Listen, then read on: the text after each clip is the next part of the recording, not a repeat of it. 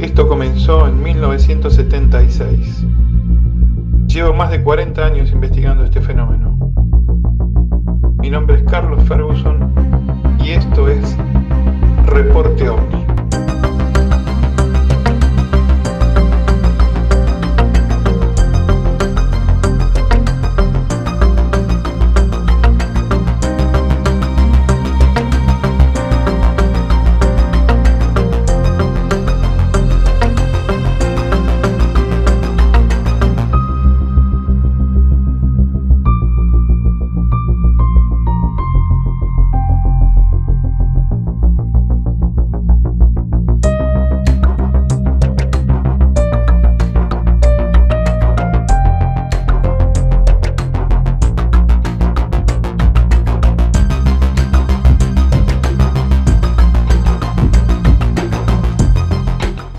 Hola, ¿qué tal?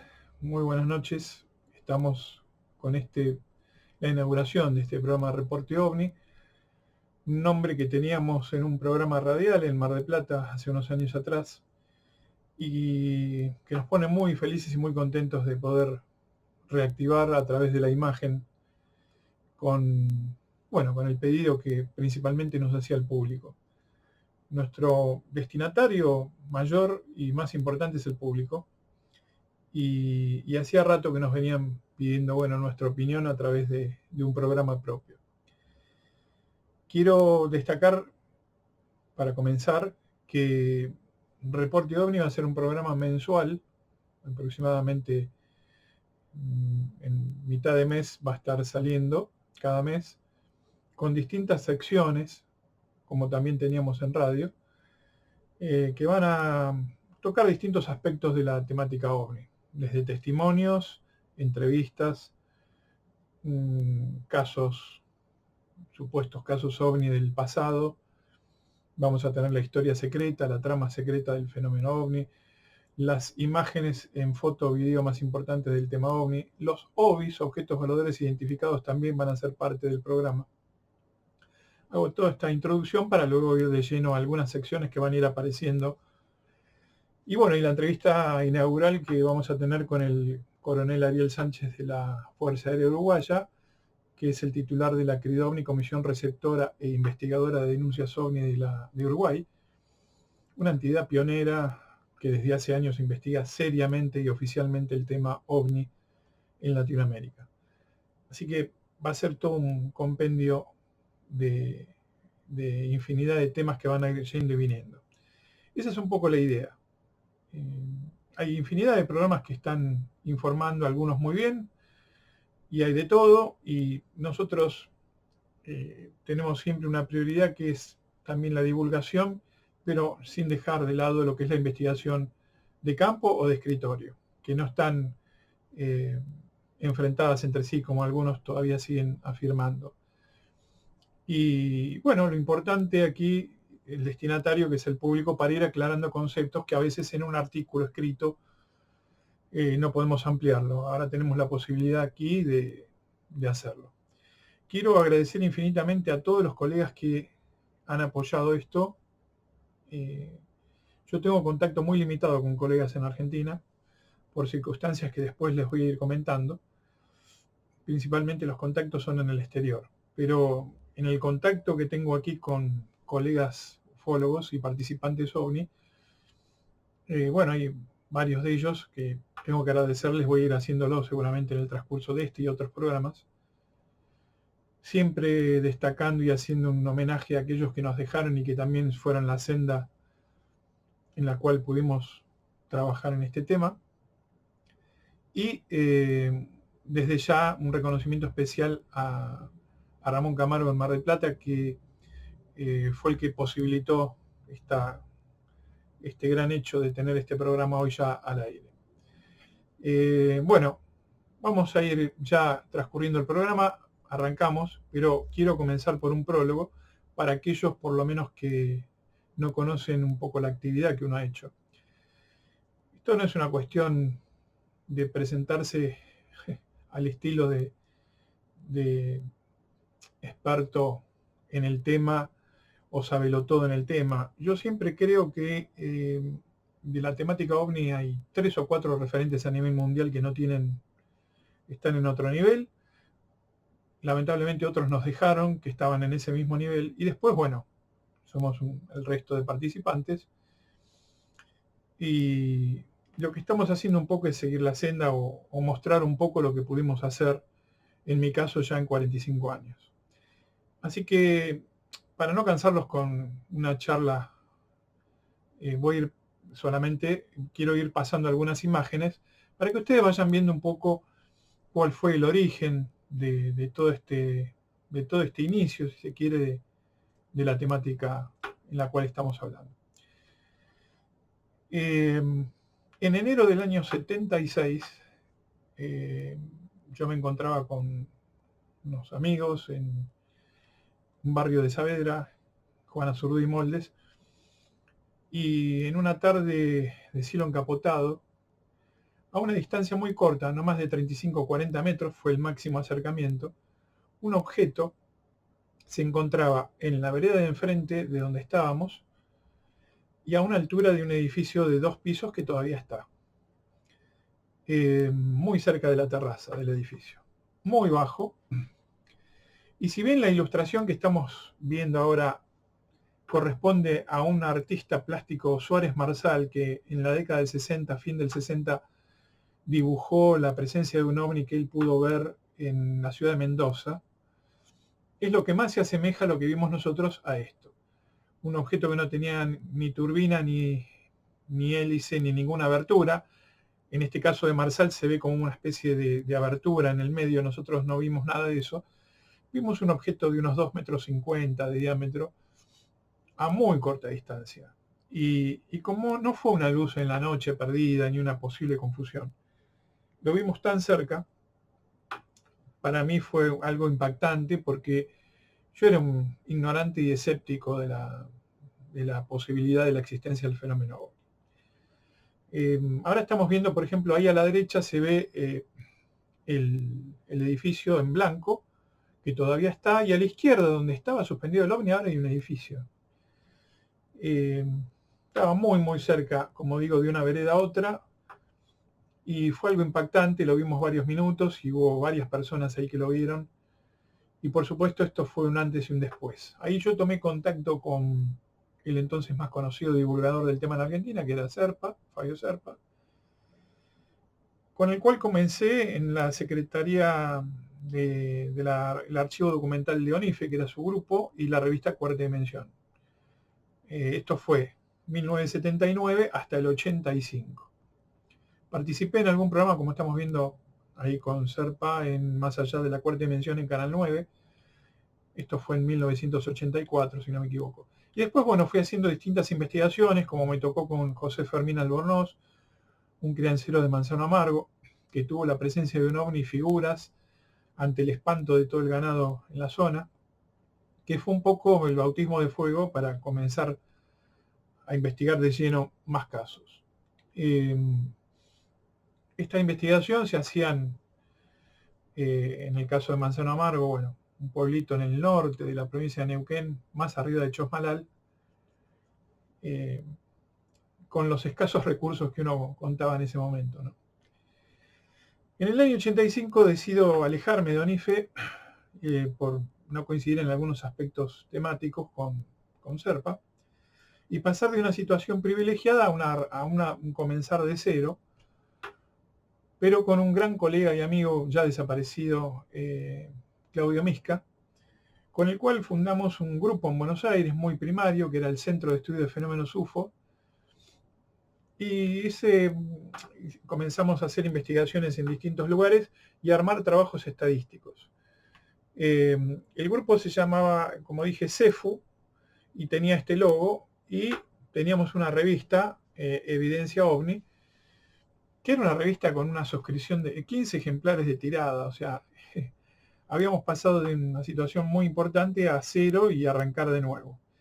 Pero bueno, lo importante es que uno comenzó con distintas formas de trabajo que se amoldaban más a lo que uno quería hacer, ¿no? En diciembre del 84, si no me equivoco, fue un congreso de la Federación Argentina de Entidades Civiles para el Estudio de OVNI, la FAESE famosa de Argentina, que fue la entidad pionera, digamos, que nucleaba a grupos de investigación desde Rosario y que tuvo importantes logros en ese momento. Después la RAO tendría otros. En ese congreso del año 1984 pude conocer al doctor Willie Smith, que era la mano derecha del más importante investigador del mundo por entonces, el doctor Joseph Allen Hynek, el astrónomo de la Universidad de Chicago, creador de la categoría Encuentros Cercanos del Tercer Tipo. Aquí estamos en una foto junto a Willie Smith, Claudio Misca, y está el capitán de fragata Daniel Pericé, presente también en ese congreso, que realmente es la persona que hemos conocido por haber sido principal protagonista de los hechos del 3 de julio del año 1965 en la Antártida, cuando la Armada Argentina dio a conocer un comunicado confirmando la presencia OVNI en los cielos australes. Ya en el año 88-89, yo radicado temporariamente en Mar del Plata, ciudad a la cual sigo prácticamente yendo y viniendo fuera de la pandemia, decidí fundar allí un grupo porque si bien Mar del Plata había tenido pioneros del tema, había todo un estudio de casos a nivel histórico y cronológico que no se había realizado. Entonces, allí fundé la CIOM, Comisión Investigadora de OVNIs de Marplatense, en la cual se han sumado varios colegas que también quiero mencionar y agradecer a todos ellos, que de una u otra manera han colaborado en todo este tiempo. Allí hicimos un primer congreso de ovnilogía allá por el año 89, estamos con Rubén Romano, Luis Pacheco y Fernando García, con este primigenio congreso, y teníamos un boletín también de una tirada muy limitada que se llamaba Crónica OVNIs. Pero ya en el año 91 pudimos concretar la realización o el nacimiento de la Red Argentina de Ovnilogía, RAO. Esto fue en junio de 1991 y más allá de que hubo situaciones de fracasos con la red durante 16 años, también tuvimos varios logros que hasta hoy no han sido igualados. Lo principal es que esta red tenía congresos bianuales, así que nosotros desde Mar del Plata teníamos la responsabilidad de organizar estos congresos que fueron hechos en el 91, 93, 95, 97, 99, 2001, 2003, un impasse hasta el 2007 que fue el último. Y también tuvimos una jornada científica y otra de difusión. El acta firmada por los presentes por entonces es digamos, el nacimiento de un hito muy importante de la ufología argentina, silenciado por algunos, que tuvo, como dije, muchos logros también. Distintas fotos, congresos de distintos años. Acá estamos viendo unas estatuitas que hicimos para el congreso de 1993. Nosotros considerábamos 3 categorías de premios en los congresos. Uno era el trabajo teórico, el premio al trabajo práctico y el premio a la calidad humana. El teórico y el práctico para nosotros no están antagónicamente enfrentados. Eso algunos empezaron a decir que el investigador tiene que ser de campo o de escritorio, ¿no? Son ambos. Y el de la calidad humana menos aún, porque podemos encontrar un gran investigador de campo y de escritorio y que con una calidad humana nefasta. Entonces el premio era para todos y priorizábamos la calidad humana, por supuesto. Acá estamos ya en el año 1995 con un cuadro que nos obsequia la gente, justamente Ariel Sánchez de la Fuerza Aérea de Uruguay, que hoy lo vamos a tener entrevistado. Los miembros de la Comisión Oficial Uruguaya vinieron en el año 93, 95, 97, 99 y 2001 a Mar del Plata. Fue la primera entidad, la RAO, en recibir una mención de un organismo oficial que investigaba el tema en otro país. No sé si hay antecedentes de eso. Y para nosotros fue el máximo orgullo y el máximo aprendizaje. Ya en el año 95 estamos viendo allí a Ariel Sánchez, Marcos Temesio y el recordado Carlos Cantoné, entregándonos también una plaqueta en el congreso que se llamó el Congreso del Cincuentenario, porque fue el congreso de 1997 cuando se cumplían 50 años oficiales del tema OVNI. La sala de bote a bote con alumnos de distintas escuelas armando maquetas, un congreso inolvidable, y allí estamos con Ariel Sánchez, nuestro entrevistado de hoy, cuando nos entregó la plaqueta. Ya en el 99 tuvimos el último congreso del siglo, con creo que fue la presencia más importante de investigadores en los congresos. Y en el 2000 tuvimos la jornada científica RAO, con la participación de muchos investigadores. Y bueno, 2001 y 2003 con congresos con exposiciones para el público y demás. Todos con una amplia difusión en los medios marplatenses, que bueno, que siempre fue muy importante porque era de todos los medios nos daban en colaboración para eso. Aquí estamos viendo distintas imágenes de esos eventos con la presencia de investigadores y público y alumnos. Y también, bueno, la recordada jornada de la RAO en Buenos Aires, donde pudimos homenajear a distintos colaboradores de muchos años de trayectoria. Aquí estamos ya en la última foto de los congresos, que fue el 2007. Allí estamos Catelli, el licenciado Ángel Díaz y Juan Carlos Espadafora.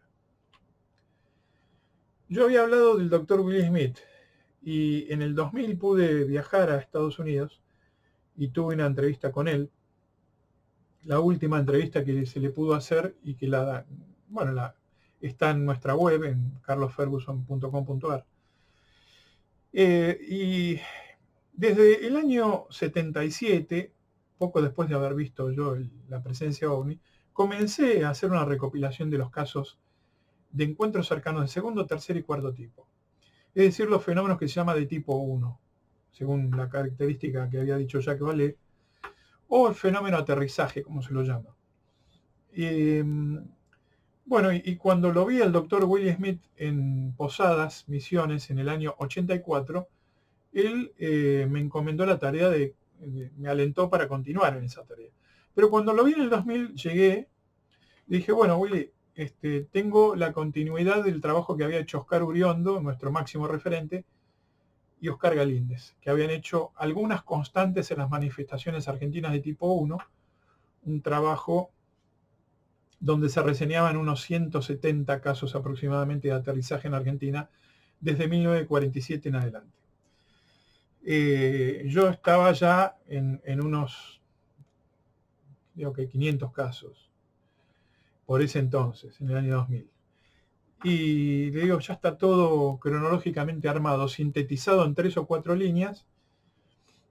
Y me dice, pero bueno, ¿están calificados? Y yo le respondí no.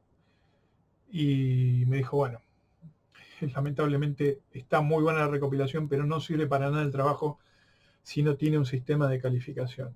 Es importante que ahora que has logrado la recopilación tenga la calificación. Cuando me dijo eso, yo me di cuenta que era un desafío porque era, digamos, hacer una calificación de tanta cantidad de casos es una tarea de años de trabajo. Pero no dudé un instante, le dije que lo iba a hacer y inmediatamente a mi regreso a Argentina desde Miami, cuando lo pude ver por última vez, comencé ese trabajo. Eligiendo el test de certidumbre de España, que tiene más de 40 parámetros para medir en un suceso, y bueno, yo creo que es uno de los más completos para este caso. Eso fue una tarea de mucho tiempo, que ya lo contaré en otro momento. Después participamos en programas en distintos canales de televisión, con Juan Alberto Badía en octubre del 90, en radio en Mar del Plata, con Julio Lagos, con Santo Biasati, con distintas personalidades tanto periodísticas de Buenos Aires o del país como de Mar del Plata. Y ya en el 2011, en mayo, se presentó la primer comisión oficial de estudio del fenómeno OVNI abierta en Argentina, porque hubo otras, hubo 2 anteriores que no fueron a puertas abiertas.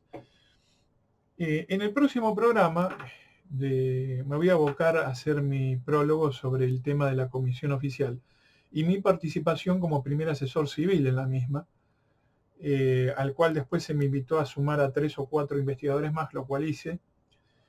Pero bueno, me voy a referir a esta situación que fue muy importante y otro de los logros personales que siempre voy a estar eternamente agradecido, es haber llegado a este punto con la presentación de una serie de proyectos que íbamos a intentar que se pudieran concretar dentro del seno de la Fuerza Aérea. Lo importante es que con el correr del tiempo también nuestro proyecto era sumar más investigadores, porque creíamos que todos tenían que tener cierto protagonismo y cabida en esta situación. Así fueron invitados al edificio Cóndor Luis Reynoso y Néstor Berlanda, por ejemplo, y hubo otros también. Y bueno, nuestra mayor alegría fue hacerle un homenaje en pleno edificio Cóndor al profesor Oscar Uriondo, que es por lo menos mío, mi máximo referente, y que fue toda una alegría enorme poderlo ver allí en el lugar, en la oficina que tenía la Comisión de la Fuerza Aérea, hablando sobre el tema, ¿no? También en esa ocasión de participar como asesor civil en la Fuerza Aérea, fuimos a buscar los archivos de la Fuerza Aérea en San Miguel para ver si encontrábamos algo del famoso archivo que había en la Argentina en décadas anteriores, 60 y 70, especialmente el de Pagani y los que lo siguieron, el capitán Pagani de la Armada y otros que lo siguieron. Bueno, el intento valió la pena, aunque no encontramos una sola hoja ni un solo archivo, con lo cual creemos que eso ha desaparecido, aunque no tiene que ver con una cuestión de encubrimiento, sino que quizás se enviaron a otro lugar, o también la propia desidia en un país como Argentina, que no tiene registros de archivos importantes, no solo en ufología, sino en otras cosas, ¿no? Participamos también en History Channel, bueno, y a la par yo pude presentar mi primer libro, Encuentros entre pilotos y ovnis en Argentina, que lo llevé a distintas ciudades, más de 30 ciudades de nuestro país. Bueno, La Plata, Necochea, Mar del Plata, distintos lugares. Allí estamos con Domingo Fragomeno, el recordado amigo, con Omar Merodio en la Feria del Libro. Bueno, es una cantidad importante de ciudades, y también lo llevamos a Rosario. Allí estamos con Luis Pacheco y Roberto Anch, cuando en el Consejo Deliberante se tocó el tema OVNI hace unos años atrás. Y el querido Luis Reynoso, el desaparecido, que fue un pionero de la recopilación de casos en Rosario a través de su excelente libro Tras las huellas de los ovnis, ¿no? Y también pudimos presentar el material en Fox Iguazú, en los congresos que organiza Ademar Guevaer, un gran investigador de Brasil, y también a Taide Ferreira, que nos invitó al Mato Grosso, y allí con el Otauro estamos en la Sierra Roncador, famosa porque, bueno, el recordado explorador Percy Harrison Fawcett, que iba a buscar la ciudad perdida, la famosa ciudad perdida del Mato Grosso, fue una de las últimas vistas que tuvo antes de desaparecer en la selva, la famosa Sierra Roncador, ¿no? Ahí en Mato Grosso también estuvimos con Roberto Pinotti, de Margue Baer. Pinotti, un pionero de la ufología mundial. Luego tuvimos un viaje a Barcelona, donde pudimos participar en un congreso muy interesante, donde estaba el colega Núñez de Chile, Salvador Freixedo, ya desaparecido también, y Magdalena del Amo, su esposa. Estábamos con distintos investigadores de países muy distantes, y a nuestro regreso pudimos concretar un homenaje que quedaba pendiente con la presentación justamente del libro más importante, que me demandó muchos años de elaboración, el libro de aterrizajes de Argentina, 2000 casos presentados estadísticamente, pudimos hacerle un homenaje merecido a Jorge Polanco, que para nosotros es él representa un poco el testigo que sin prejuicios y sin temores se atreve a informar abiertamente una experiencia, siendo un profesional muy importante en el vuelo comercial, y que realmente fue un antes y un después el caso de Polanco para la difusión de la ufología argentina. Aquí está el libro de aterrizajes, con un prólogo que me honra, de dos personalidades como Oscar Uriondo y el analista Ángel Díaz. Y bueno, los 5 libros: Objetos subacuáticos no identificados, OVNIs en La Plata, Aterrizajes de ovnis en Argentina, OVNIs en Mar del Plata y Encuentros entre pilotos y ovnis. Son todas estadísticas con recopilación de casos. Y hay 2 más que ya en breve los voy a anunciar en el próximo programa seguramente, o en otro, que ya están terminados y que en breve van a ser publicados. Esta es un poco el material que yo quería compartir con ustedes brevemente para contar un poco los antecedentes. Lo más breve que se puede dentro de este tiempo, de una actividad de 45 años, manejando la red argentina 16 años, con varios congresos realizados, organizados, 50 boletines trimestrales ininterrumpidos, 14 intentos para despertar el interés oficial con las autoridades del Congreso o de la Nación, o presidente de la Nación. Y después, todo ese círculo, por suerte, pudo cerrar en la participación en la Comisión de la Fuerza Aérea. Ya veníamos con el tema de la red argentina, con algunas decepciones también, con algunos fracasos a nivel colectivo. Nosotros creemos, cuando digo nosotros, sumo a algún otro colega que piensa lo mismo, pero si no, lo digo también en primera persona, no hay ninguna posibilidad de avanzar sobre este tema con un estudio personalista ni de una sola persona. Tampoco un grupo va a resolver esto. Pero sí era importante conjugar varios grupos que, aunque no piensen igual en distintos aspectos, sí tengan un objetivo principal, que era la investigación con una metodología continua y lo más estricta posible para afinar los datos. No se pudo concretar eso, empezaron a surgir disputas en un momento cuando todavía no estaba en auge la internet. Fue muy difícil algunas situaciones que se vivieron, grupos peleados unos con otros, bueno, distintas situaciones que hicieron que eso no se pudiera continuar. Lamentablemente hoy la ufología está igual o peor. Nos encontramos más disgregados y con infinidad de versiones y de disputas entre unos y otros grupos. La prueba de ello fue que en el 2011, cuando pude ingresar a la Fuerza Aérea, y los otros colegas que ingresaron conmigo, comenzamos a recibir algunos ataques muy furibundos, no solo de algún negador, sino principalmente de grupos ufológicos que vieron en ello una especie de revancha y empezaron a elucubrar disparates o delirios realmente muy llamativos, sobre posible ocultamiento, de que nos habíamos vendido, y empezaron a decir una serie de cosas de ese tipo. O sea, mostraron realmente quiénes eran, porque hasta poco tiempo antes con esos grupos había cierta comunicación. Eso fue uno de los factores más nefastos, si se quiere, cuando uno notó de que realmente había un encono contra toda persona que haga o tome una iniciativa de algo. A mí me llamó la atención eso. Después yo voy a comentar en el próximo programa, en el prólogo, el tema va a ser la Comisión Oficial de Argentina, porque se van a cumplir justo 10 años en el mes de mayo. Entonces voy a aprovechar esa oportunidad para hacerlo. No voy a ahondar en eso ahora, pero básicamente esa es la historia por la cual hasta hoy llegamos.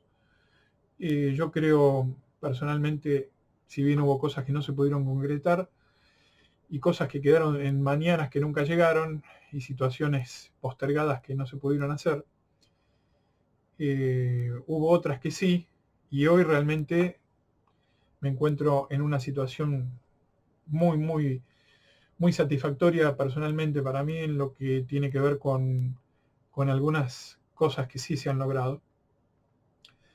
Varios libros, los resultados estadísticos que hablan por sí solos, no un caso o el otro, sino una suma de cientos y cientos de casos que muestran realmente una columna vertebral de lo que es una radiografía del fenómeno.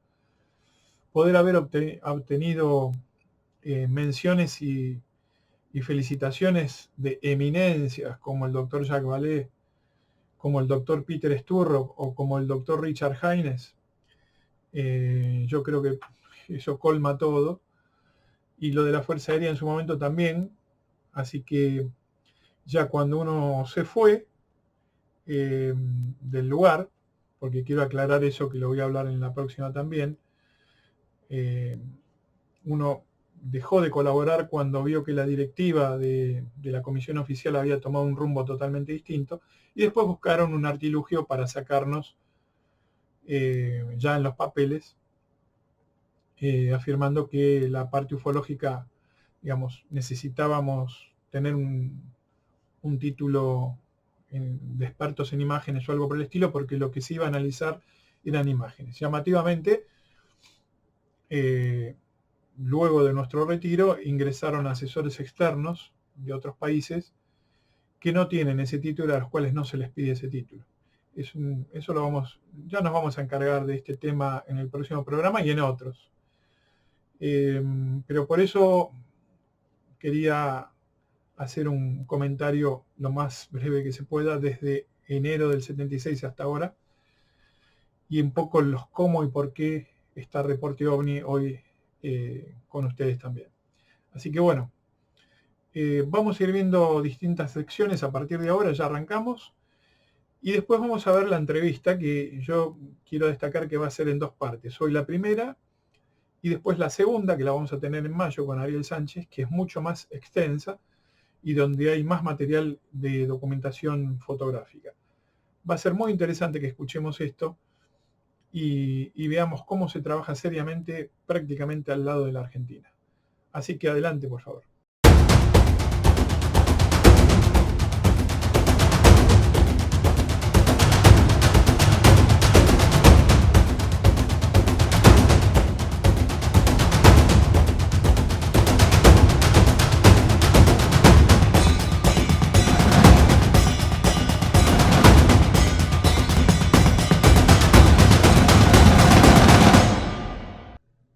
Bueno, y inaugurando esta sección, creo importante destacar estas imágenes que estamos viendo. Vamos a ir viendo distintas situaciones a través de lo que sería recorriendo el ayer.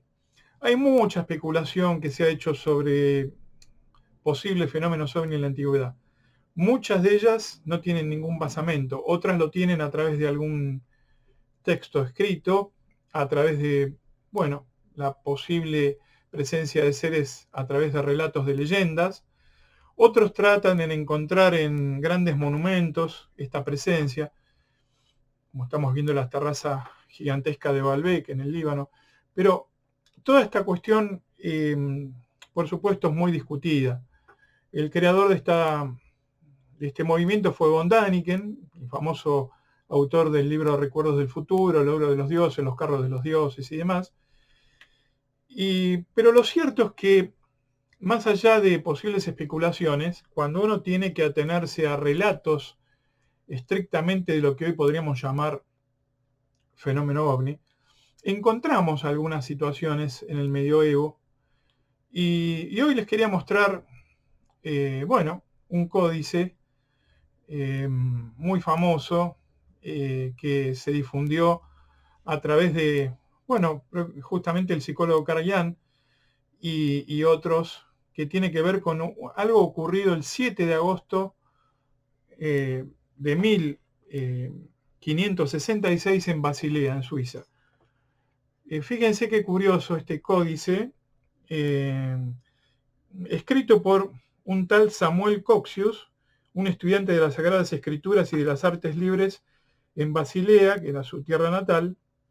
El autor informa que el día 7 de agosto de ese año, a la hora del amanecer, se vieron en el aire muchos grandes globos negros, los cuales se movían frente al sol a gran velocidad, volviéndose unos contra otros.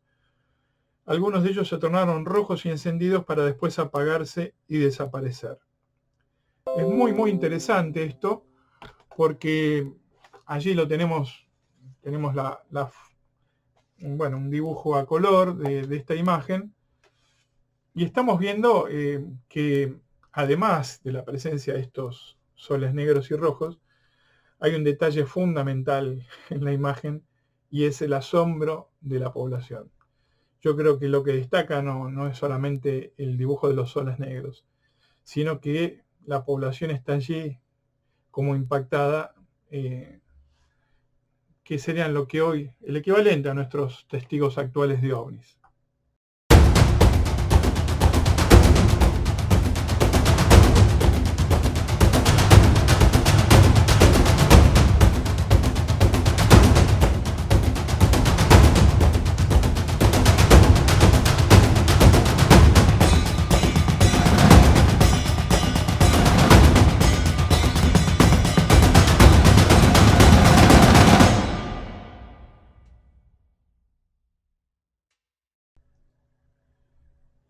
Imágenes ovni, y la idea en esta sección, como lo dice su nombre, es poder ver distintas imágenes, tanto fotográficas o de video, de objetos que quedaron por lo menos con la categoría de objeto volador no identificado.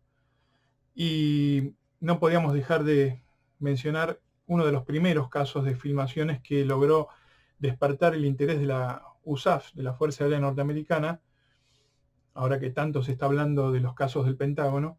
El caso de Great Falls en Montana, de agosto del año 1950, fue sobresaliente. Y vamos a ver un pequeño documental donde el propio doctor Joseph Allen Hynek, el pionero de la ufología mundial, está traducido y nos va a comentar un detalle fundamental de esta película. Montana. Otras dos filmaciones clásicas de ovnis fueron objeto de estudio del Libro Azul. Esta fue filmada cerca de los grandes saltos de Montana, y esta sobrevolando la ciudad misma.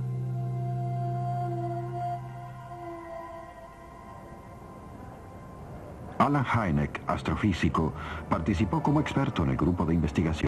En principio se mostró escéptico, aunque su actitud cambió luego de analizar las dos filmaciones.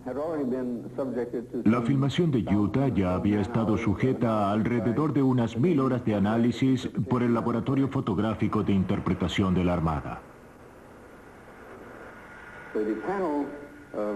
Los investigadores saltaron de sus sillas, se acercaron a la pared y pidieron ver la filmación repetidas veces. La Armada, basándose en un análisis detallado de las filmaciones, había concluido que los objetos filmados no podían ser globos aerostáticos, aviones y demás, sino que en realidad se trataba de objetos luminosos no identificados. A pesar de esta conclusión, el plantel de investigación rechazó esa idea y concluyó que los objetos eran reales y que no podían ser no identificados, así que debían ser aves. Yo salí de esa reunión de la sala con la extraña sensación de que el plantel deliberadamente había descartado todo el tema y que no le había...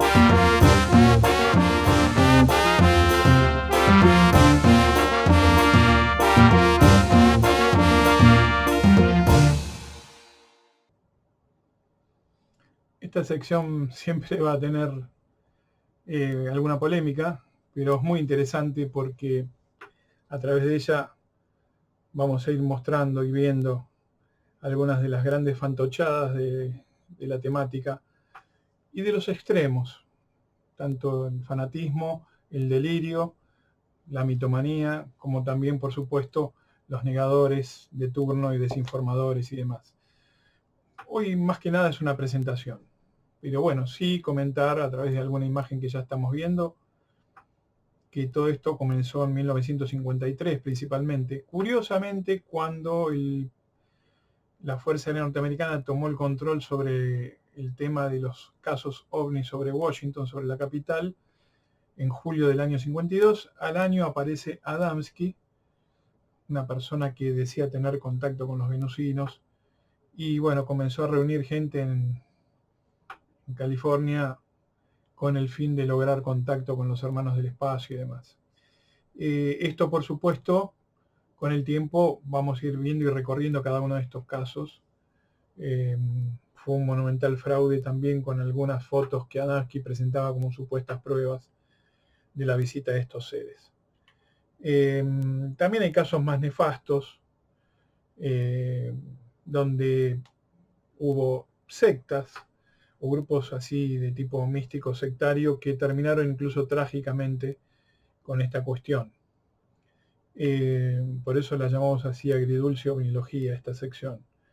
Hubo otros casos donde la ridiculización y la fantochada llegaron a extremos de ridiculez, promovidos y fogoneados estos por grupos de tipo negadores y con personajes folclóricos, llamativos, pero que realmente dejaron muy mal parada la temática.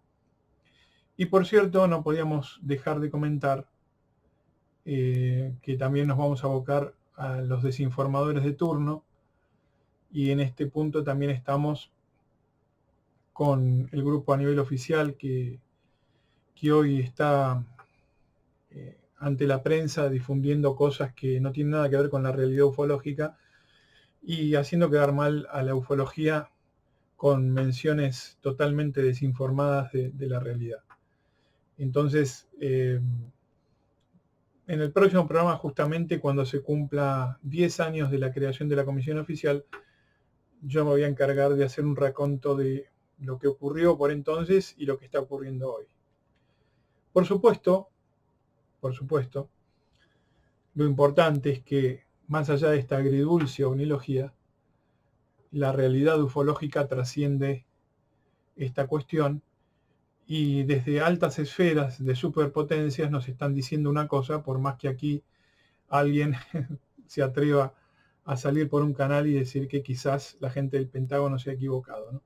Ya nos vamos a encargar de todo esto, pero bueno, esta es la presentación de esta sección que hemos dado en llamar así agridulce ovnilogía.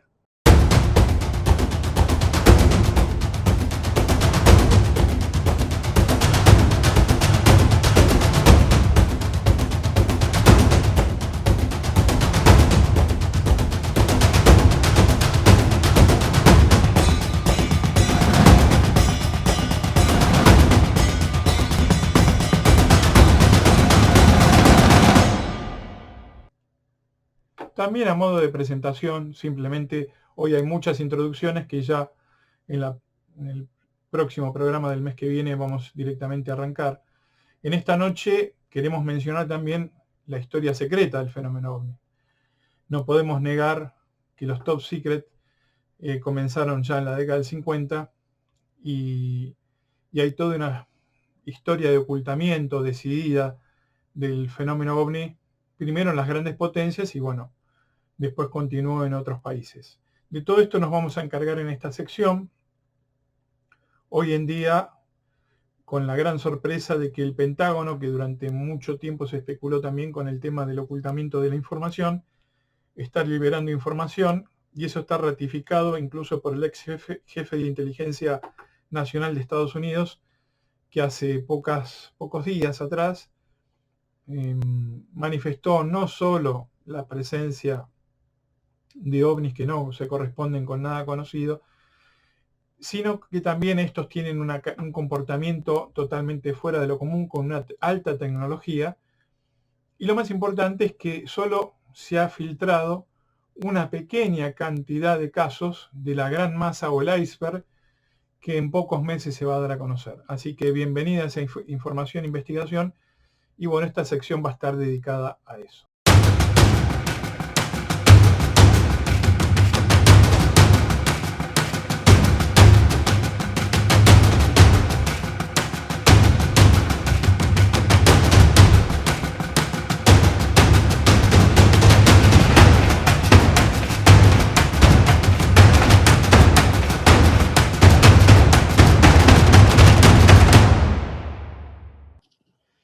Buenas noches, estamos con el coronel Ariel Sánchez de la Fuerza Aérea Uruguaya, que es la persona que está manejando hoy también la CRIDOVNI de la Fuerza Aérea, que es la Comisión Receptora e Investigadora de Denuncias OVNI de la Fuerza Aérea Uruguaya. Un gusto, Ariel.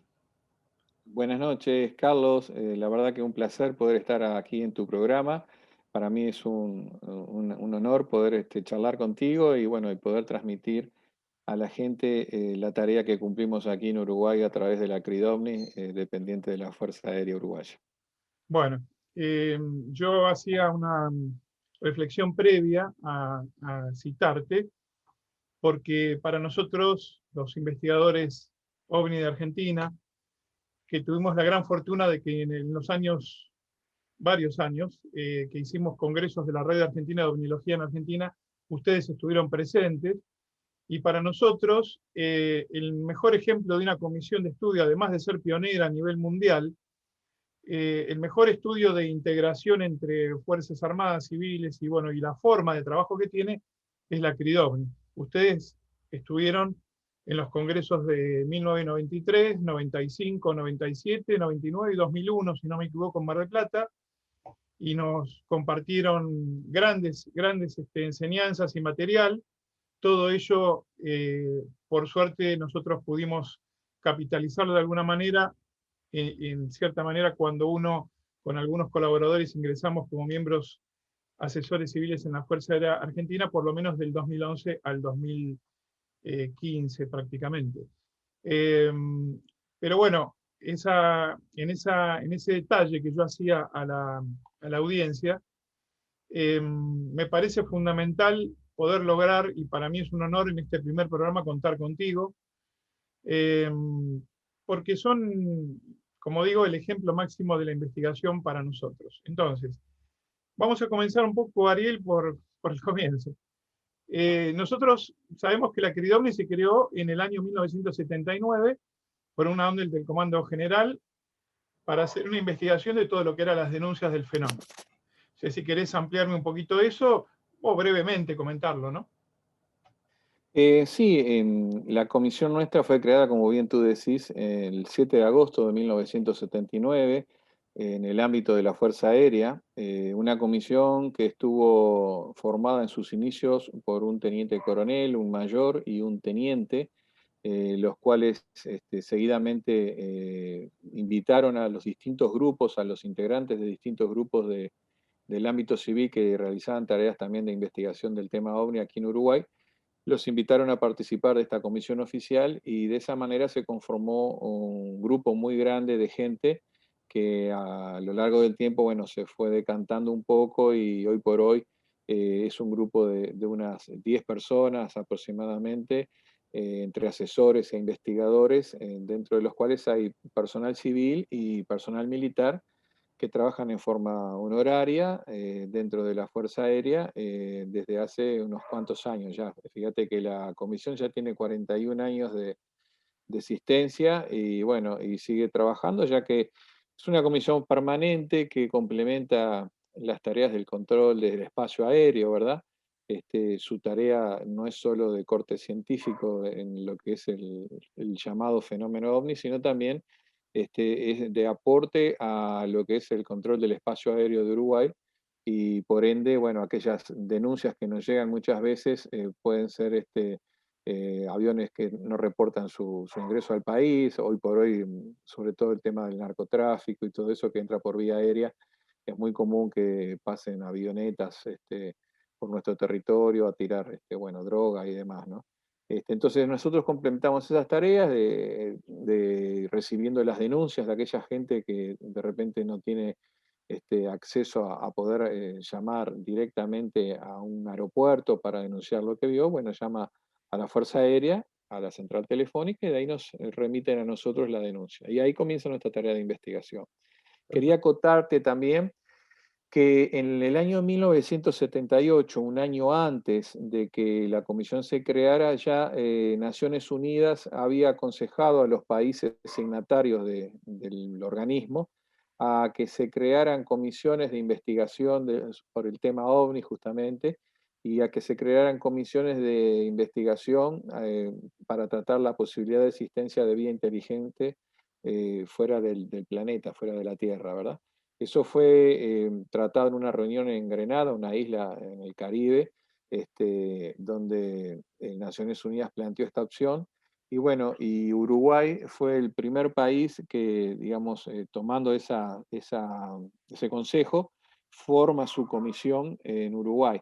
También así, los Estados Unidos, a través de su embajada de la época, en el año 1979, también en charlas que mantuvo con la Fuerza Aérea, el agregado aéreo militar de Estados Unidos aquí en Montevideo, también planteó la posibilidad de poder crear en Uruguay alguna comisión de trabajo sobre este tema, y así Estados Unidos podrá intercambiar con nosotros información sobre el tema OVNI, que como todos sabemos ya Estados Unidos venía casi 30 años, 40 años trabajando en este tema, y bueno, le interesaba que los países de Latinoamérica también pudieran trabajar en eso para poder intercambiar información sobre los descubrimientos o las denuncias que se podían tener en esa época hasta ahora, ¿no?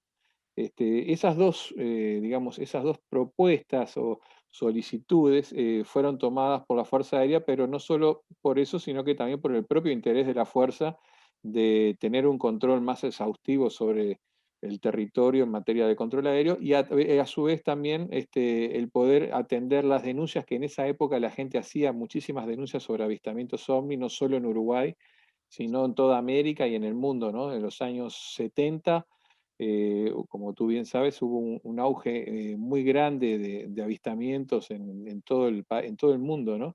Y Mm. Uruguay no escapó a esa posibilidad, y bueno, también se tomó interés por parte propia de nuestro país, ¿no? De nuestra Fuerza Aérea.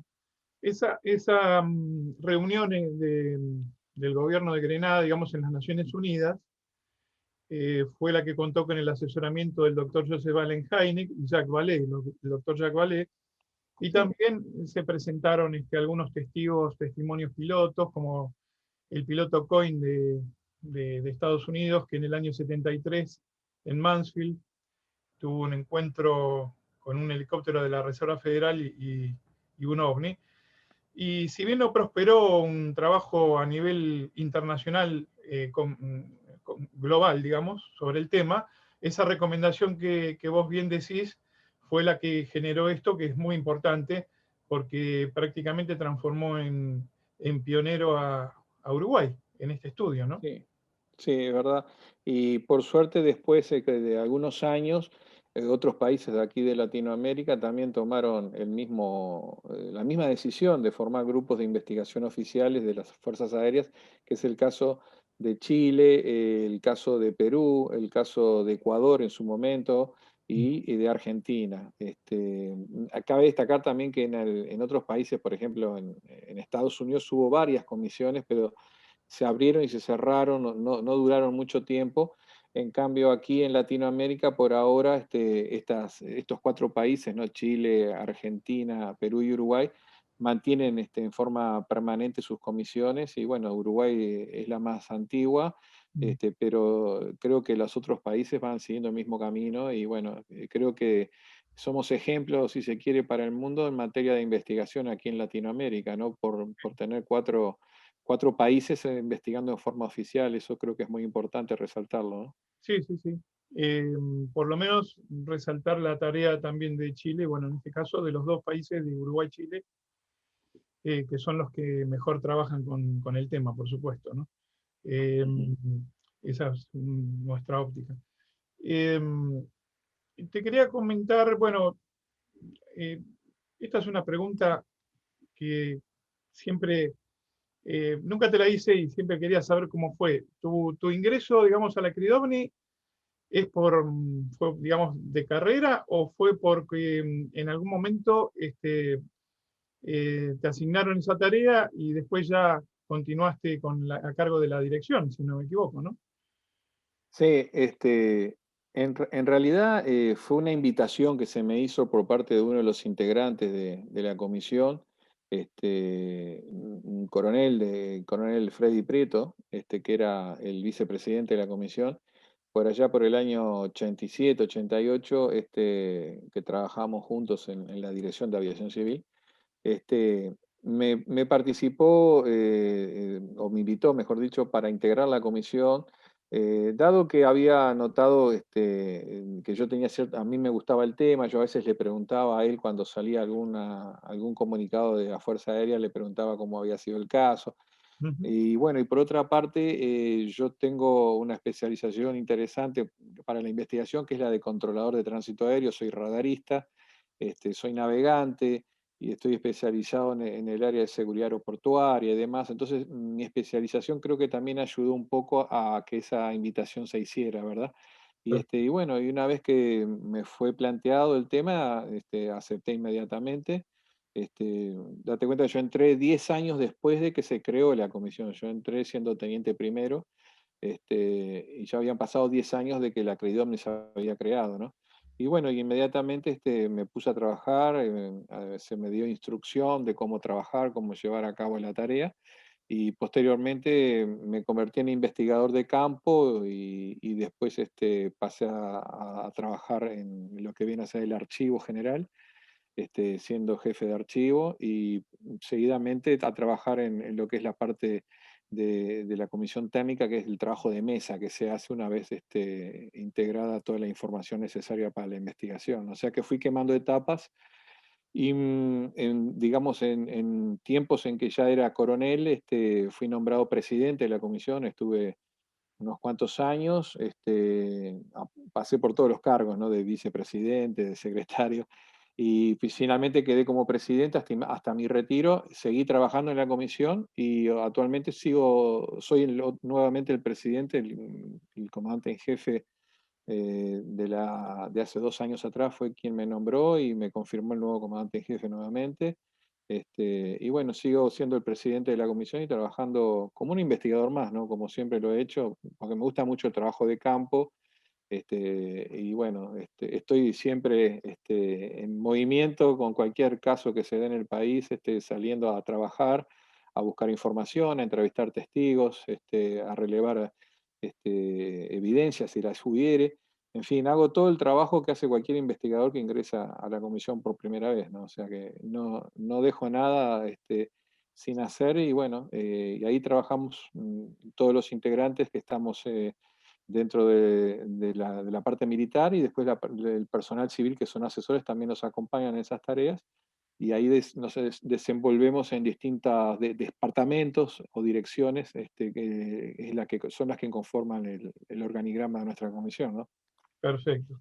Es muy importante lo que acabas de comentar porque, como decía el doctor Heineck, nosotros más que investigadores de ovnis, somos investigadores de testigos. Entonces nos basamos prácticamente muchas veces en testimonios Ujú. de personas que dicen haber visto la presencia de algo anómalo, si se quiere, o no convencional, como lo llaman ustedes, que creo que es un término adecuado, que no se corresponde con lo conocido, pero por supuesto ahí viene toda la investigación de campo, con el testigo también, lo cual creemos que es la llave principal para toda investigación, independientemente de cualquier documento, fotografía. Si bien es cierto que hay casos con un registro de radar y que tienen mayor peso, un grado de pilotos, por ejemplo, Claro, sí.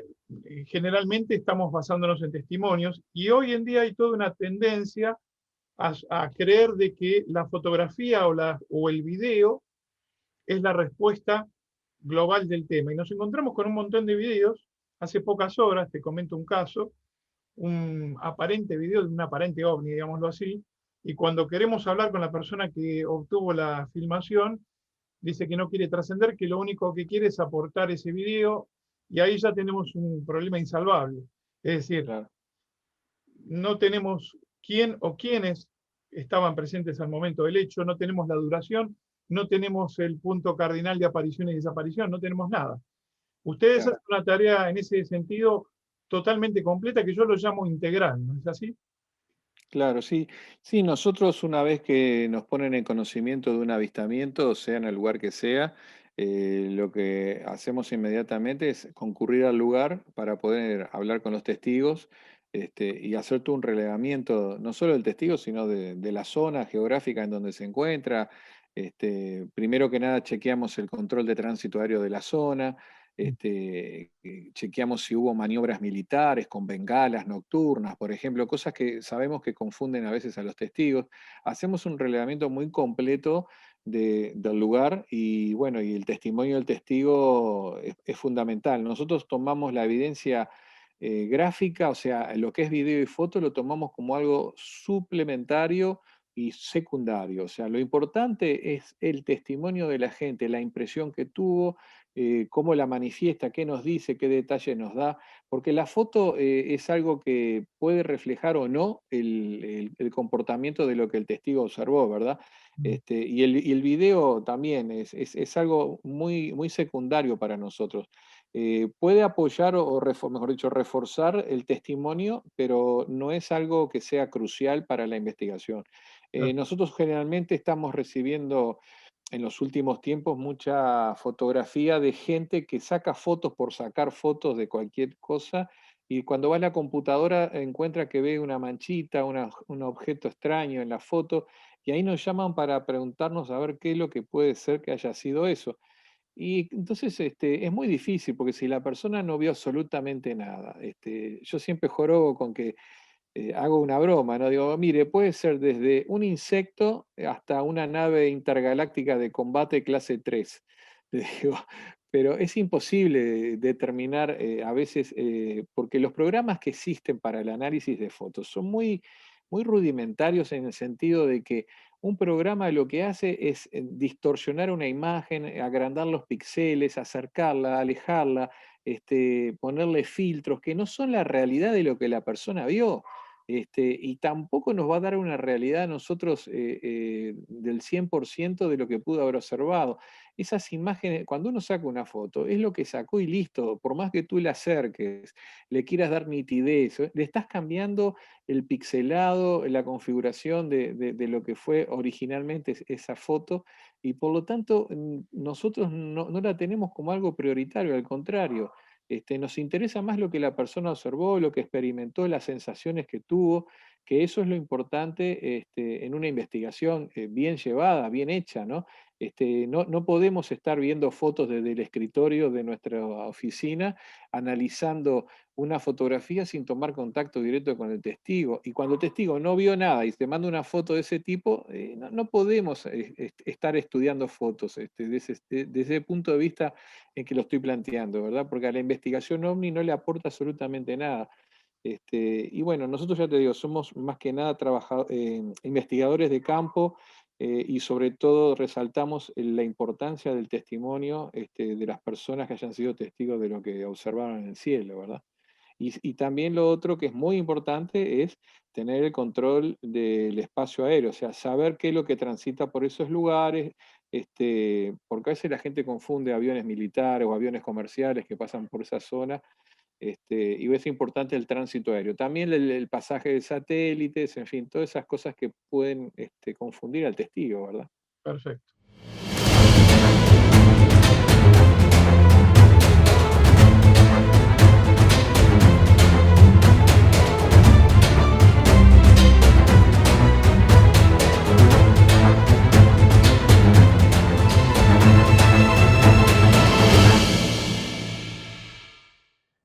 Estamos viendo algunas fotografías de los congresos donde los miembros de la Comisión Receptora e Investigadora de Denuncias OVNI de la República Oriental del Uruguay nos visitaron en Argentina.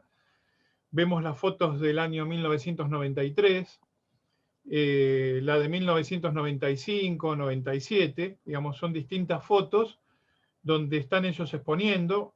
Incluso en Reporte OVNI vamos a tener en quizás 2 o 3 programas algún video con la presentación que hizo el coronel Ariel Sánchez junto a Marcos Temesio en el año, si no me equivoco, fue 99, 2001, no, perdón, 2001, en el 99 no, en el 2001, donde hacen una exposición muy interesante en el Centro Cultural Pueyrredón de Mar del Plata. Ahí tenemos imágenes, tenemos muchos videos para compartir.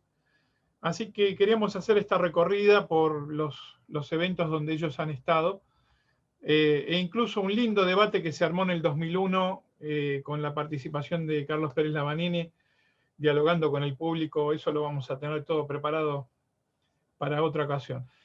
Volviendo a, ya regresando aquí a la pantalla con Ariel Sánchez, queremos ver básicamente o sintéticamente, si nos podés explicar con la pantalla compartida, cómo trabaja la Comisión de la Fuerza Aérea de Uruguay. Bueno, sí, cómo no, con mucho gusto. Permítame compartir entonces la pantalla y bueno, a través de estas placas, primero que nada, quería mostrarles un poco cómo está organizada la comisión nuestra, la CRIDOVNI. Tiene una dirección donde hay un presidente y un vicepresidente, después un secretario y después tenemos tres departamentos: el departamento operativo, el departamento técnico y el departamento de archivo y estadística. El departamento operativo es quien realiza en primera fase la investigación de campo, recopilando información de los testigos, los testimonios, evidencias si las hubiere, y haciendo todo el relevamiento que yo hoy comentaba que se hace al llegar al lugar de los hechos, ¿verdad? Después tenemos un departamento técnico que es el que analiza todas esas evidencias y pruebas y testimonios que trae el departamento operativo, lo hace en un análisis de mesa que le llamamos, y si es necesario y se requiere, se vuelve al lugar de los hechos para recabar o ampliar la información brindada, ¿verdad? Este departamento técnico es quien elabora al final de la investigación un informe que es elevado a la dirección, al presidente, y bueno, y de ahí de la dirección parte el informe correspondiente al comandante en jefe, de quien dependemos directamente, y si es necesario al Ministerio de Defensa. Después nos queda el Departamento de Archivo y Estadística, que es quien custodia las evidencias y las pruebas y mantiene copia de todos los informes que nosotros hayamos elaborado, y actualiza la información a medida que le va siendo entregada, ¿verdad? Por distintas ampliaciones que se hayan dado durante el tiempo o el transcurso de la investigación o a posteriori de la misma, ¿no? Bien, A bien. grandes rasgos, esta es la actividad que tiene la CRIDOMNI, que está organizada de esta forma. El organigrama, digamos, general. El organigrama, sí, digamos, para que tengan una idea general de cómo trabajamos, ¿verdad? Perfecto. Después, nosotros, para comenzar cualquier tipo de investigación, siempre nos estamos planteando 5 preguntas. Al comienzo de una investigación uno se debe plantear estas preguntas, ¿no? Que tenemos como si fuera la Biblia, ¿no? Primero que nada nos planteamos qué posibilidad hay de fraude por parte de los testigos. Eh, Siempre puede haber alguna posibilidad de estas, y bueno, nos planteamos esa opción. La otra posibilidad que nos planteamos es qué posibilidad puede haber de fraude por parte de terceros, ¿no? Que hayan inducido a ese testigo Sí, a creer una cosa que no es cierta. sí. La tercera interrogante que nos planteamos al comenzar la investigación es qué posibilidad existe de ser un fenómeno convencional, o sea, que quien haya observado algo y no lo haya podido reconocer, debido a que de repente no tiene información o no supo identificar, por ejemplo, un satélite o un avión a gran altura que pasó sobre la zona donde él estaba, en fin. Eso es la posibilidad que puede existir ante un fenómeno convencional, ¿no? Después, ¿qué posibilidad tiene ese fenómeno de ser una ilusión psicológica que también puede darse, de que Sí. haya sido inducido la persona a ver algo que realmente no existe, y bueno, una ilusión psicológica? Y por último nos planteamos la interrogante de qué posibilidad existe de fenómeno no convencional, de algo que no conozcamos, que por sus características o, digamos, configuración, no podemos identificar o no conocemos directamente, ¿no? Tal Eso sería un fenómeno no convencional del cual no tenemos conocimiento aeronáutico como para poder identificarlo, ¿no? Perfecto. Esas interrogantes son las que nos planteamos al principio. Después, nuestra metodología de trabajo, como yo hoy mencionaba, es llegar al lugar de los hechos, relevar a los testigos y las evidencias que pudieran haber allí. Hacemos también una recopilación de todos los datos aeroespaciales, llámese tránsito aéreo, meteorología, caída de chatarra espacial, pasaje de satélites, acontecimientos astronómicos que pudieran haber existido, en fin. Después hacemos un estudio de la zona, ya sea en tierras o aguas jurisdiccionales, donde relevamos la zona para conocerla. Hacemos un análisis de los eventos extraordinarios que pudieran haber ocurrido en la misma, llámese maniobras militares, eventos populares. Muchas veces hemos observado que en algunos eventos se colocan luces que iluminan las bases de nubes y que a veces lleva a la confusión a la gente. Hemos tenido hace poco alguna denuncia de ese tipo. O de repente locales cercanos de bailes, digamos, para recrear a la gente que pone ese tipo de luminiscencias que puedan engañar a las personas con algo extraño, ¿no? Sí, sí. Análisis del nivel de extrañeza del caso, se hace un análisis pormenorizado del nivel de extrañeza que pueda tener el caso en sí. Y después otra cosa que se hace es hacer un estudio pormenorizado también del testigo, viendo el nivel cultural o educacional que tiene, y se hace un estudio psicológico por parte de uno de nuestros psicólogos asesores en nuestra comisión, ¿verdad? Muy Para bien. tener digamos, un perfil más general de ese testigo. Después nosotros usamos un manual de evaluación de casos que está basado en porcentajes, de acuerdo a la calificación que llevan una nota, una numeración, y de ahí se hace todo un análisis porcentual del caso, estableciéndose una calificación, ¿verdad? Por ejemplo, casos del 80% convencional contra un 20% de posibilidad de algo no convencional, ¿verdad?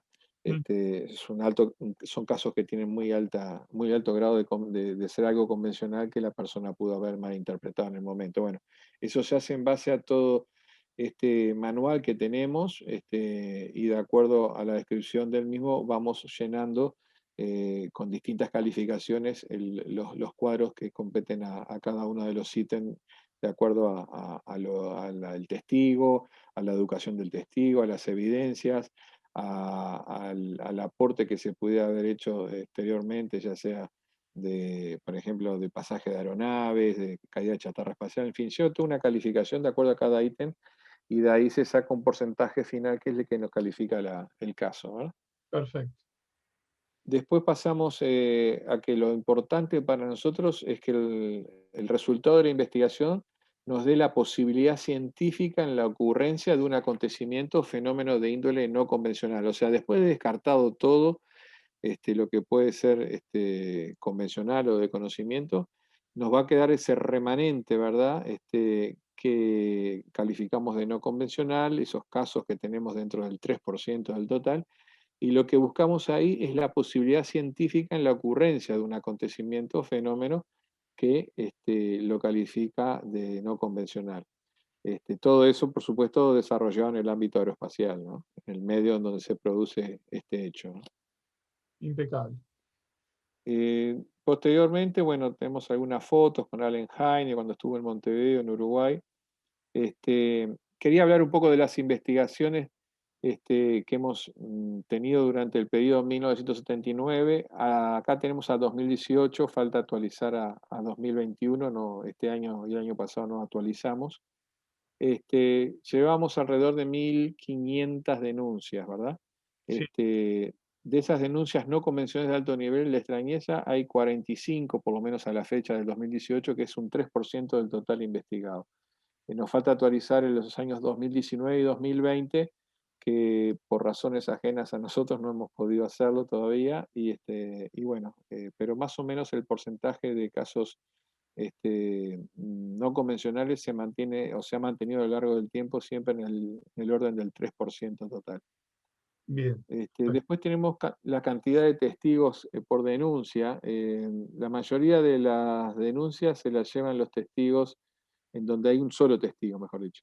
el 48%. De ahí en adelante van pasando casos de 2 testigos a un 20%, 3 testigos un 12%, 4 testigos un 8%, y así sucesivamente. O Sucesivamente, sea, pero mira que, perdón, qué sí, interesante, porque coincide las estadísticas, lo interesante es que coinciden con los estudios de Argentina en un montón de aspectos y con otras de todo el mundo.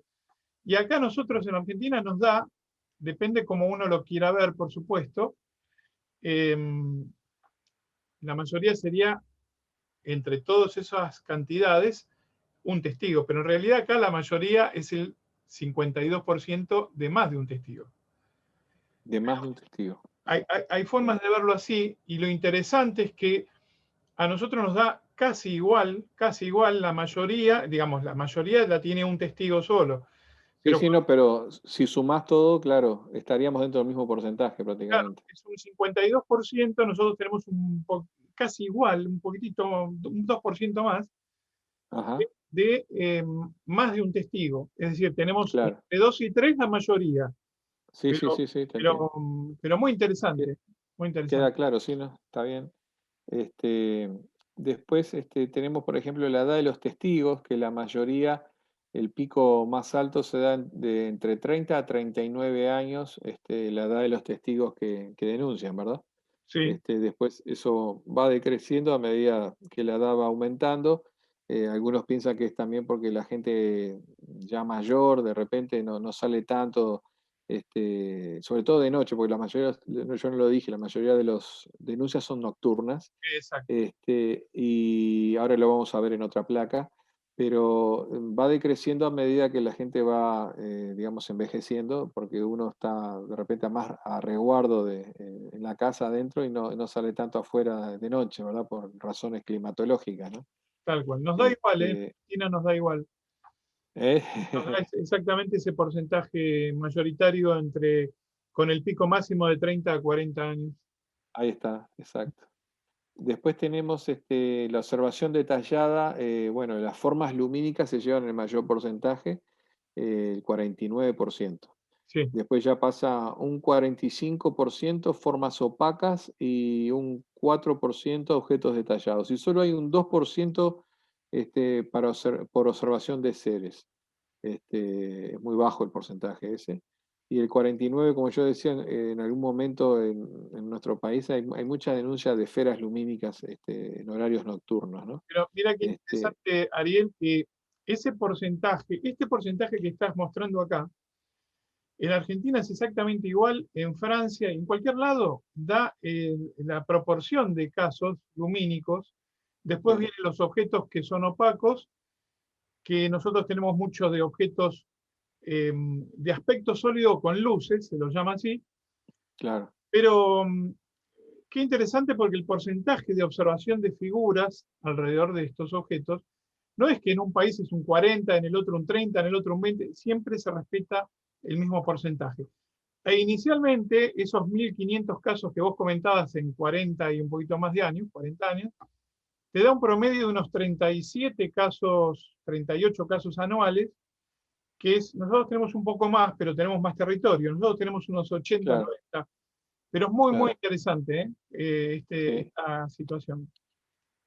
Y no, inclusive te iba a comentar que una cosa rara que está sucediendo, pasó en el 2020, pero hay una explicación, que el aumento de denuncias en el 2020 fue un poquito mayor de la, digamos, de la media que veníamos manteniendo, pero fue también porque hubo muchos lanzamientos de los cohetes de SpaceX. Ah, sí, sí, Entonces hubo mucha denuncia de luces nocturnas que finalmente eran los Starlink, ¿verdad? sí, sí. Y este año, sin embargo, también está creciendo bastante el número de casos.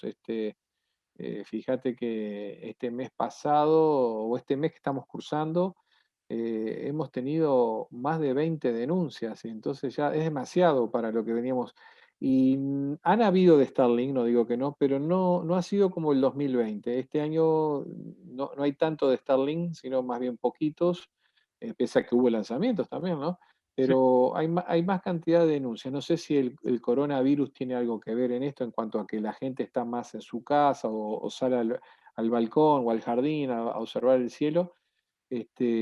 Puede ser que haya algo de eso que haya influenciado, pero tenemos un aumento yo diría que bastante considerable con respecto a otros años, ¿no? Pero todavía este año no va a entrar en la estadística, así que no lo puedo aseverar, pero lo estoy viendo mes a mes eso, ¿no? Y Bueno, esta, después sí, perdón, sí, esta que estamos viendo, que ahora la vas a explicar, ya de antemano estoy viendo la total ¿Mm? coincidencia no solo con Argentina, sino con lo que ya el doctor Vallée nos decía con la ley, la famosa ley horaria que él habló, ¿no? Ahora sí. Sí.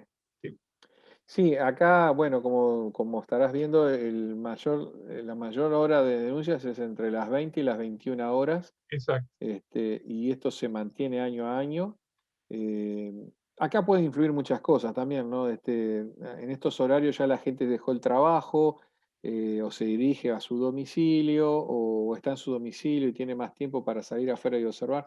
O sea, puede haber varias, digamos, variantes, no, varias cosas que pueden influir en este horario, pero es la media que hay, y se viene repitiendo todos los años, ¿no? Sí, sí, sí. Eh, También hablamos a veces de la época del año. En invierno de repente puede variar a que el horario sea más temprano, o en verano un poquito más tarde, pero se mantiene una media ahí entre 20 y 21 horas. Sí, Este, nos da igual, siempre con sí, algún segundo pico entre la medianoche. eh, claro, este exacto. pico que vos comentás, sí, sociológicamente tiene más posibilidades de explicarse. El otro no tanto, pero es una Sí, coincidencia a rajatabla, ¿eh? Increíble. sí, sí, acá inclusive en esta tabla podés observar que hay un pico acá a las 19 horas, Sí, que puede, digamos, responder justamente al horario de invierno.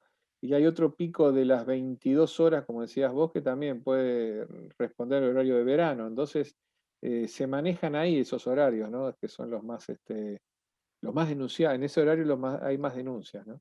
sí, y después Este, veo ahí un pico a las 4 de la mañana. Muy interesante. Sí, también, sí, exacto, acá hay otro pico, el de madrugada, sí. Ese se me manda a Este, nosotros también. Ujú. También, yo qué sé, son esas cosas que, digamos, no son muy comunes, ¿no? Pero, ya te digo, lo más común es este horario de 20 a 21 horas.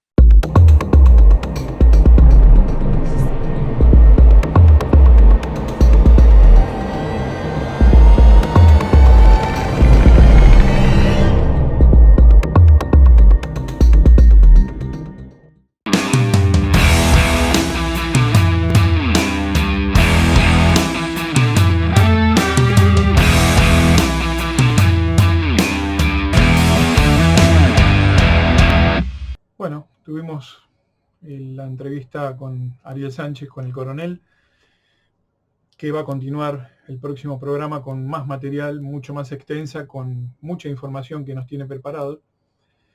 Y como siempre va a ser una norma de Reporte OVNI, al culminar siempre alguna entrevista, yo he anotado algunos pequeños comentarios que quiero hacer como reflexión final. Primero, destacar el trabajo de una comisión que durante más de 4 décadas ha trabajado seriamente, en forma metódica, con, con mucha predisposición y apertura para lo que es un trabajo integral del tema OVNI, no una foto recibida por mail. Yo creo que la tarea de la querida OVNI no ha sido destacada todavía como se merece a nivel internacional. Creo que es algo fuera de serie. No creo que haya ningún otro ejemplo parecido. Y ellos han tratado de compensar el pequeño territorio de Uruguay con un trabajo metódico y extenso a través del tiempo que trasciende todos los tipos de gobiernos. Y yo creo que eso es lo más meritorio. Lo segundo, la segunda conclusión, es la semejanza con algunas estadísticas. Yo desconocía los resultados estadísticos que hoy vimos de la cridovni, que son algunos. Pero como mi especialización en el tema OVNI ha sido estadístico con cientos de casos o miles, lo que he notado es que, y uno nota que en el mundo se da lo mismo, las coincidencias son absolutas. Cuando algún negador dice que esto es un concierto de confusión, hablando de los ovnis, sería muy fácil encontrar en Europa o en cualquier otro continente o país, limítrofe si se quiere, bueno, los encuentros, por ejemplo, del tercer tipo, en general mantienen un porcentaje muy bajo en todos los países, pero es un porcentaje que se mantiene. No hay un país donde haya un 70% de encuentros de tercer tipo. Y así nos encontramos con todas las constantes del fenómeno que se siguen repitiendo a rajatabla. La ley horaria que estuvimos viendo es un claro ejemplo. Si bien las 21 horas es un pico que sociológicamente se puede explicar más, después tenemos el de las 2 a las 5 de la mañana, donde hay una cantidad importante también de fenómenos. Y después tenemos muchos otros, donde hay una plena coincidencia, la cantidad de testigos, la actividad del testigo al momento del hecho, el aspecto del fenómeno, montones de situaciones análogas. Y esto nos muestra a las claras de que el fenómeno tiene por lo menos ciertos patrones que se dan en todas las partes del mundo. Y es cierto que Uruguay está pegado a Argentina, pero como siempre los estudios han sido independientes, yo creo que es muy importante saber estas conclusiones, ¿no? El otro aspecto que creo importante, son dos más que quedan. El otro aspecto tiene que ver con el porcentaje de no identificados. Ya hemos visto en alguna nota que yo he publicado también los distintos porcentajes en la página, en la web carlosferguson.com.ar. Hay una nota dedicada a este tema de los porcentajes de las comisiones oficiales en el mundo. Generalmente rondan de un 3, puede ser un poco más por ciento, un 7%, a veces un 10 ha llegado alguna.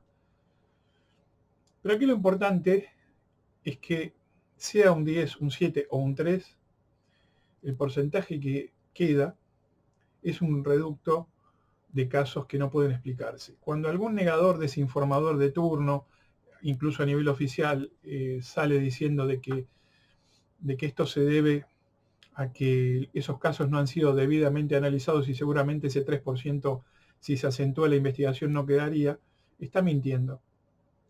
Porque justamente lo que nos confirma la gente de la cridovni, que ya lo sabíamos por distintos estudios a nivel mundial, y el Pentágono mismo lo está ratificando en sus comunicados, es que hay un porcentaje de casos que se resiste a todo tipo de explicación disponible.